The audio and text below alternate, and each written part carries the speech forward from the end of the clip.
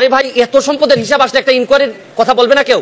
আপনি দেখবেন যে 31 তারিখে রিপোর্টটা হওয়ার পর আমি কাউরে কথা বলতে শুনি না, সবাই মনে হয় যে একটা ভয় পায়, ভয় মারা যাবে, নাইলে তারে মামলা দিবে, তারে এই করবে সেই করবে। মানে কি? পুরানো বুইরা অ্যানালগ রাজনীতিবিদদের যে এই দেশের পরিবর্তন হবে না, সত্যি কথা কেউ মনে কষ্ট নেবেন না।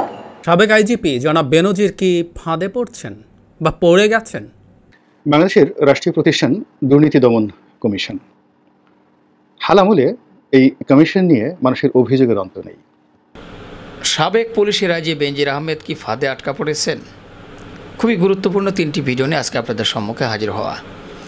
আশা করি সম্পূর্ণ ভিডিওটি আপনারা না টেনে দেখবেন এবং যে ভিডিওগুলো আপনাদের সাথে শেয়ার করব সেই কথাগুলো আপনারা শুনবেন। এবং দুর্নীতি কমিশনের বিষয়টি নিয়ে গুরুত্বপূর্ণ কিছু তথ্যবহুল আলোচনা তুলে ধরেছে গোলাম মাওলা রনি। এবং সাবেক আইজি বেনজির আহমেদকে নিয়ে তিনি আসলে কি ফাঁদে আটকা পড়েছেন, খুবই বিপদে পড়েছেন, তার যে এত টাকা পয়সা সম্পদ সব কিছু ফাঁস হয়েছে, আর এই বিষয়টি নিয়ে আলোচনা করেছেন জাহিদুর রহমান। এবং কি ভিভি নুরুল হক নূরের একটি বক্তব্য আপনাদের সাথে শেয়ার করব। তো চলুন আর কথা না বাড়াই, সর্বপ্রথম ভিভি নুরুল হক নূরের একটি বক্তব্য শুনে আসি। পুরানো বুইরা অ্যানালগ রাজনীতিবিদদের যে এই দেশের পরিবর্তন হবে না, সত্যি কথা কেউ মনে কষ্ট নেবেন না। ওরা কোন পরিবার গোষ্ঠী নিজেদের প্রতিশোধ নেওয়ার জন্য সারা বাংলাদেশকে প্রতিহিংসার আগুনে জ্বালিয়ে দিয়েছেন, পারিবারিক রাজনৈতিক বিভক্তিকে সামাজিক রাষ্ট্রীয়ভাবে ছড়িয়ে দিয়েছেন, এমনকি দেশের স্বাধীনতা সার্বভৌমত্বকেও ঝুঁকির মধ্যে ফেলেছেন। আজকে চলমান নৈরাজ্যের কথা বলা হচ্ছে, পার্বত্য চট্টগ্রামে কুকিচিন। আমি চ্যালেঞ্জ করে বলবো, আমাদের রাষ্ট্রীয় গোয়েন্দা সংস্থা এই কুকিচিনকে প্যাট্রোনাইজ করেছে, পৃষ্ঠপোষকতা করেছে, অস্ত্র দিয়েছে, মাল পানি দিয়েছে, তারা তাদের কাজে ব্যবহার করেছে। এখন দুধ কলা দিয়ে পোষা সাপ এখন ঠোকর মেরেছে। বলেছে না তারা শান্তি চুক্তি শান্তি আলোচনা চালাবে তাদের সাথে। আরে কিসের কি এই কুকিচিনের সাথে আবার কিসের শান্তি আলোচনা? কে তারা? এই চারুকলা থেকে পড়লো ঢাকা বিশ্ববিদ্যালয় নাথান বোম। এই ছেলে যদি মাদ্রাসা থেকে পড়তো তো অক্সফোর্ড টেলিভিশন ফাইটে দেখতো, লেখালেখিতে মানে কি বলবেন, কি হয়েছে তো চিন্তা যদি মাদ্রাসা থেকে পড়তো। এই নাথান বোম ঢাকা বিশ্ববিদ্যালয় থেকে ছাত্র রাজনীতি করেছেন। কারা নাথান বোমদেরকে সাপোর্ট করেছে ছাত্র রাজনীতিতে থাকা অবস্থায়? কারা তাদের রাজনীতিকে জাতীয়ভাবে আন্তর্জাতিকভাবে প্রতিষ্ঠিত করছে? সেই ইনভেস্টিগেশন করতে হবে। প্রিয় দর্শক শ্রোতা, ভিভি নুরুল হক নূরের বক্তব্যটি আপনারা শুনলেন। অবশ্যই আপনাদের মূল্যবান মতামত ভিডিওর কমেন্ট বক্সে জানাতে ভুলবেন না। সরি, আমি প্রথমে বলেছিলাম 3টা ভিডিও, মূলত 4টি ভিডিও। আর একটি ভিডিও সেটি হলো যে বেনজির আহমেদকে নিয়ে অবশেষে গোপন তথ্যগুলো ফাঁস করে দিয়েছেন এমপি ব্যারিস্টার সুমন, সাইদুল হক সুমন। তাকে খুব ভালো করে আপনারা চেনেন। চলুন 2 নম্বরে তার ভিডিওটি দেখে আসি।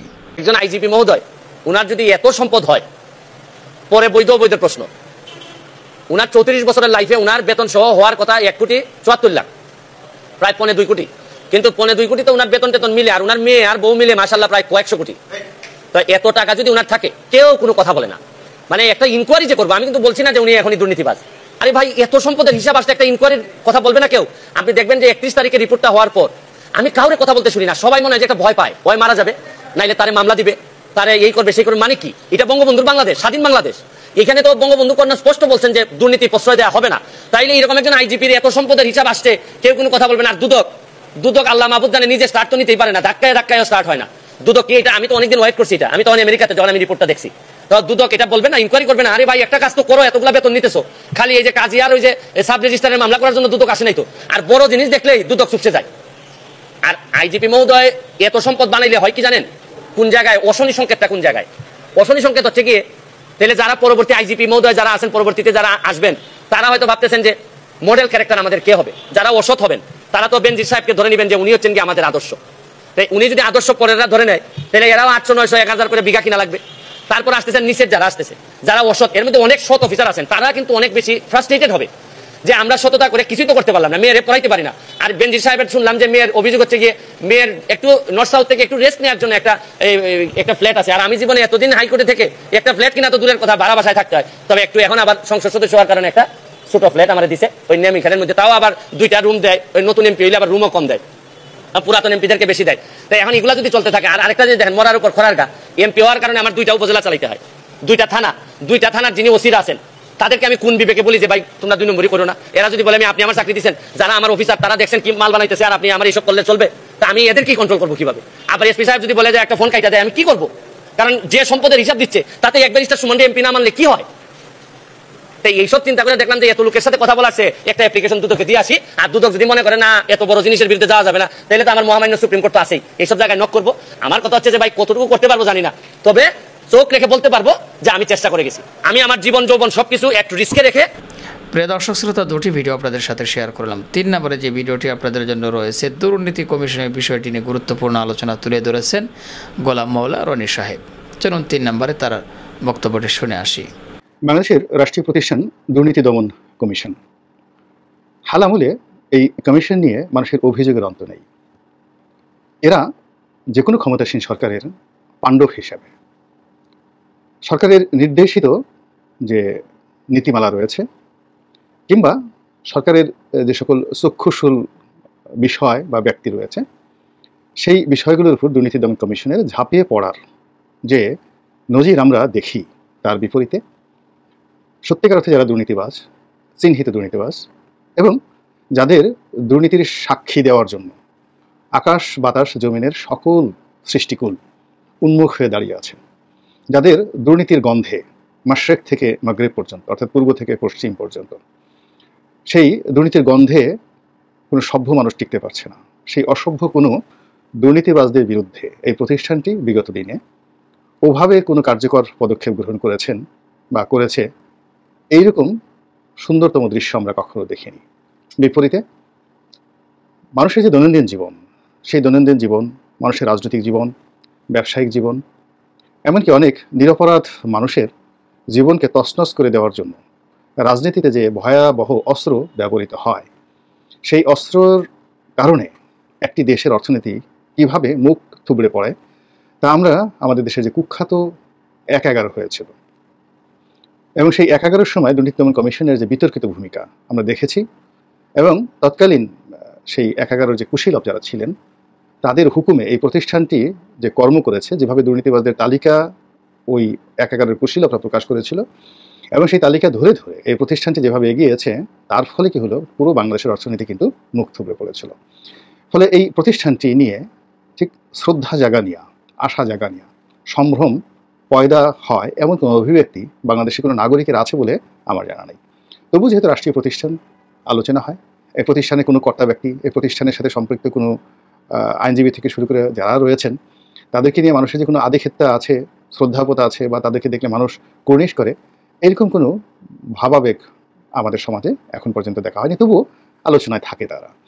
অতি সম্প্রতি বেনজির, পুলিশের যে সাবেক আইজি বেনজির, এর যে দুর্নীতি, অনিয়ম, আর্থিক যে বিষয়াদি, সহায় সম্পত্তি দেশে এবং বিদেশে, এগুলো নিয়ে জাতীয় একটি দৈনিক পত্রিকা প্রথমে এবং তার সূত্র ধরে আরও অনেকগুলো পত্রিকা এবং অনেকগুলো গণমাধ্যম, তারপর সামাজিক মাধ্যম, যেভাবে রিপোর্ট আসছে, যেভাবে প্রতিবেদন প্রকাশিত হয়েছে, অর্থাৎ প্রকাশ্য দিবালোকে একটি বিরাট হাতিকে যদি দাঁড় করিয়ে রাখা হয় এবং ন্যূনতম যাদের দৃষ্টিশক্তি রয়েছে এরকম একটা লোককে যদি সেই হাতির সামনে দাঁড় করিয়ে বলা হয় যে এটা কি, তখন সেই লোকটি হাতিকে যেভাবে দিনের আলোতে স্পষ্ট দেখতে পায়, ওই পত্রিকার রিপোর্টের ফলে বেনজিরের যে নজিরবিহীন সহায় সম্পত্তি, এটি স্পষ্ট হয়ে গিয়েছে। এখন এই সহায় সম্পত্তি বেনজিরের নাকি জিনের, নাকি পরীর, নাকি আজরাইলের, নাকি জিব্রাইলের, নাকি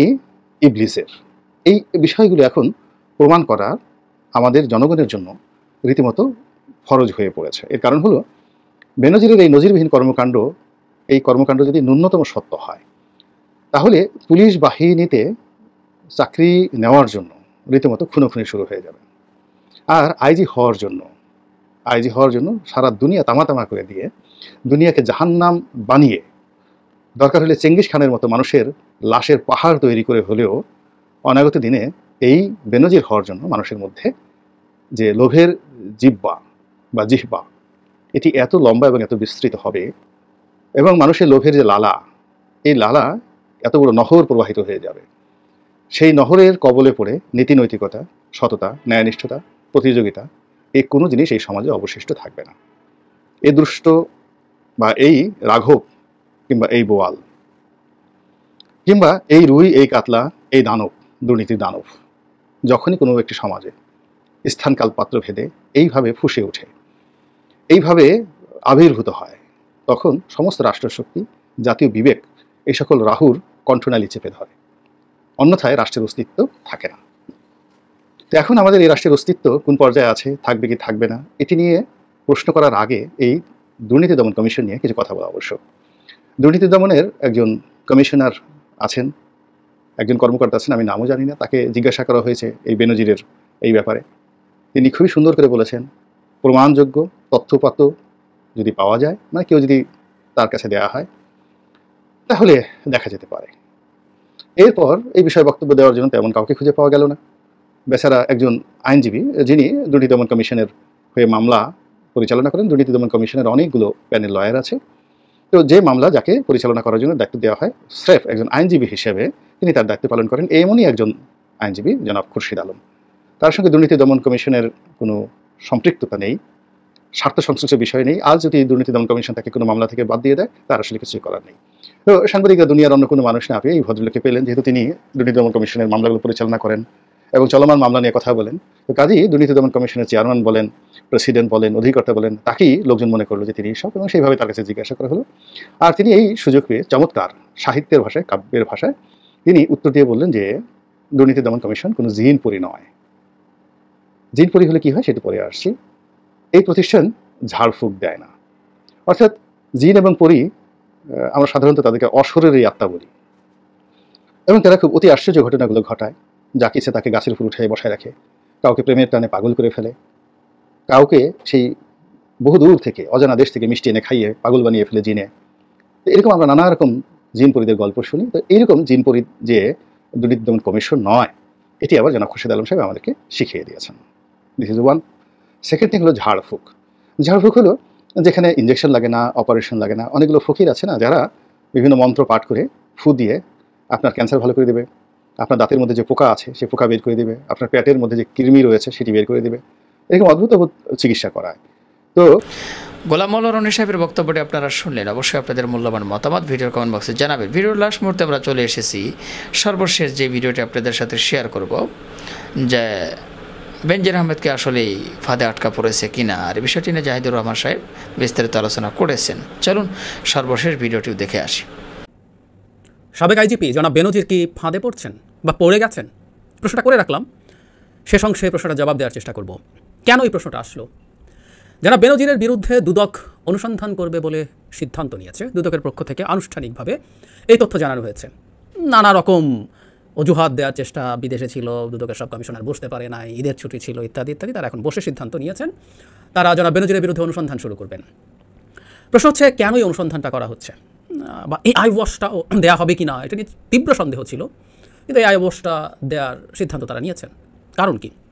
শোরগোল প্রচুর হচ্ছে, আমরা প্রত্যেকে কম বেশি শোরগোল করেছি। কারণ এই ভদ্রলোক মানে ক্ষমতায় পুলিশের অন্য আইজিরাও ছিলেন, গা থেকে হ্যাডমের অরা ঠিকরে বেরোতো খুব কম মানুষ আছে। এই বেনজির সাহেব যা করতেন, যেমন করতেন, যা অ্যাটিটিউড, যে তাচ্ছিল্য, পুলিশ বাহিনীতে পরিচিত মানুষজন আছে, তাদের কাছ থেকেও জানি পুলিশ বাহিনীতেও তার এই হ্যাডামের চোটে তিনি বাহিনীর মধ্যেও অজনপ্রিয় হয়ে উঠেছিলেন, বিশেষ করে যখন আইজি হন। উনি নাকি আবার শুদ্ধাচার পুরস্কার পেয়েছেন, বিশেষ করে বলেন। এর মধ্যে দুর্নীতিমুক্ত থাকা, ব্যবহার, হ্যান ত্যান মিলে উনি এত কিছু হয়েছেন। অবশ্যই এটাকে হাসি পায়, এই শুদ্ধাচার পুরস্কারকে আবার একটা নিজের ব্র্যান্ডিং হিসেবে নিজের যে জবাব দিয়েছেন সেখানেও ব্যবহার করছেন। আমার খুব কথ্য একটা প্রবচন মনে পড়ে, আমরা ছোটোবেলায় প্রবচন পড়তাম বাংলা ব্যাকরণে, সুরির সাক্ষী মাতাল। মানে এই দেশের একটা ডাকাত সরকার, এই দেশের একটা জবরদখলকারী স্বৈরাচারী সরকার আরেকজনকে বলছে তুমি শুদ্ধাচার করেছো। মানে ব্যাপারটা এইরকম, আপনাকে আমাকে কাউকে যদি শুদ্ধাচার পুরস্কার দেয়, এটা গোপন করে রাখতে হবে। এটা বেনজিরের মতো লোকের মাথায় কাজ করে না যে এই সরকার যদি আপনাকে শুদ্ধাচার পুরস্কার দেয় তাহলে বুঝতে হবে আপনি ভয়ঙ্কর খারাপ লোক। একটা বিভৎস নোংরা সরকার যখন কাউকে পুরস্কৃত করে, শুদ্ধাচার পুরস্কার দেয় তার বাহিনীর প্রধান কাউকে, বুঝতে হবে আপনার মধ্যে ভীষণ ভয় ঘটাচ্ছে। আপনি আবার ভীষণ সিনা টান টান করে শুদ্ধাচার পুরস্কারের কথা বলেন। আমি একটু সেন্স ইউজ করা দরকার। যাই হোক, এবং শুদ্ধাচার পুরস্কার যদি প্রধানমন্ত্রী দিয়েই থাকেন, আমরা এই প্রশ্ন করতে পারি দুদকের কেন তার বিরুদ্ধে অনুসন্ধান করতে হবে, তাকে সরকার শুদ্ধাচার পুরস্কার দিয়েছে, সৎ, উনি অসাধারণ বিহেভিয়ার, হ্যান ত্যান ক্রাইটেরিয়া কী আছে আসলে খুব জানি না, কিন্তু ওর মধ্যে দুর্নীতি মানুষের সাথে সেবা দেওয়া এসব সম্পৃক্ত আছে। তো ওনার বিরুদ্ধে তদন্ত কেন হবে?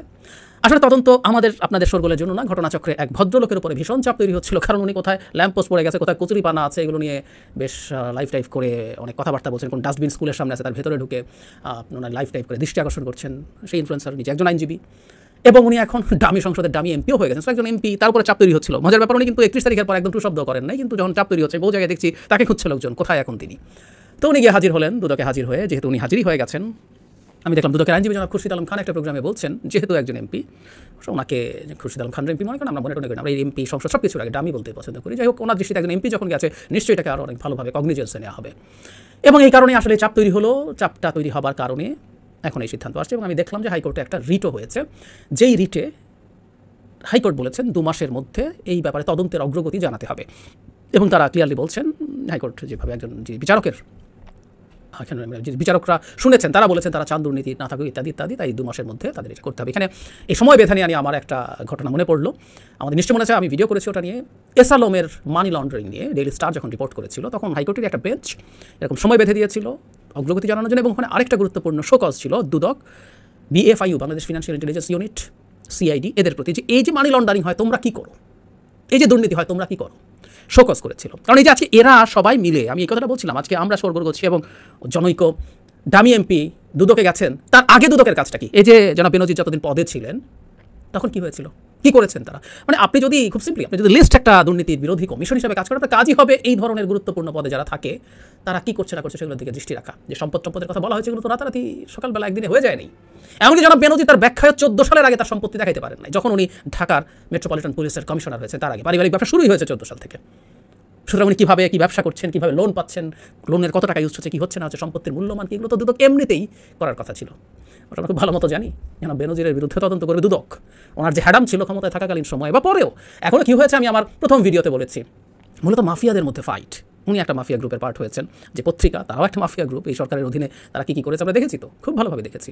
এটার ওনার প্রকাশ্যে ভিডিও পাওয়া যায়, যে কেউ খুঁজে দেখে নেবেন, প্রকাশ্যে কীভাবে এই সরকারকে তোয়াজ করছে, তেল দিচ্ছে। সো এদের মধ্যকার সংঘাতে এখন এগুলো বেরিয়ে এসছে। আপনি এই অভিযোগ করলে কী হতো, জবাব তো দূরে থাকুক, আমাদের জীবন নিয়ে সংশয় তৈরি হতো। উনি এখন খুবই সফটভাবে বলার চেষ্টা করছেন, ডিফেন্ড করার চেষ্টা করছেন। তো এই কারণে বেরিয়েছে, এবং এই দুদক এখন শেষ পর্যন্ত একটা তদন্তের কাজ করলো। আমরা যদিও জানি না, হাইকোর্ট বলেছে 2 মাসের মধ্যে দিতে হবে। আবার যেটা হলো এসালামের ক্ষেত্রে যেটা হয়েছিল, রিট হয়েছিল, পরে সুপ্রিম কোর্টের মানে আপিল বিভাগ সেই 2 মাসের যে। তো প্রিয় দর্শক শ্রোতা, এই ছিল মূলত আজকের ভিডিও। মোট 4টি ভিডিও নিয়ে আপনাদের সম্মুখে হাজির হয়েছিলাম। এক এক করে 4টি ভিডিও আপনাদের সাথে শেয়ার করলাম। আশা করি 4টি ভিডিও মনোযোগ সহকারে আপনারা দেখেছেন এবং শুনেছেন। অবশ্যই আপনাদের মূল্যবান মতামত জানাতে ভুলবেন না। পারলে ভিডিওটি শেয়ার করে সবারই দেখার সুযোগ করে দেবেন। আর আমাদের এই চ্যানেলে এখন পর্যন্ত যারা সাবস্ক্রাইব করেনি, প্রতিনিয়ত নিত্য নতুন এই ধরনের সকল প্রকার আপডেট খবরগুলো পেতে আমাদের চ্যানেলটি সাবস্ক্রাইব করে আমাদের সাথে থাকবেন। যারা করেছেন তাদেরকে অসংখ্য ধন্যবাদ জানিয়ে ভিডিওটি এখানে শেষ করছি। ভালো থাকবেন সবাই। আল্লাহ হাফেজ।